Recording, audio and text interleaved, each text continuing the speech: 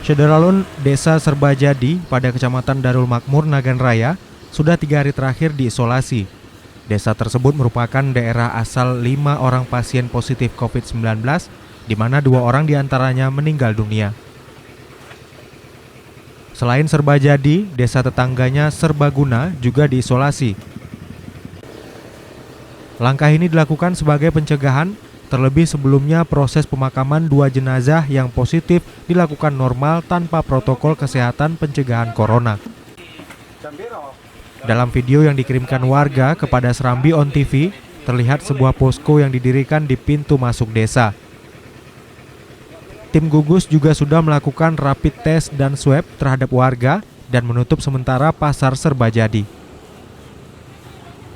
Di sisi lain, tim gabungan turut melakukan penyemprotan disinfektan menggunakan water cannon dan penyemprotan secara manual. Dari Sukamakmur, Rizwan, Serambi On TV.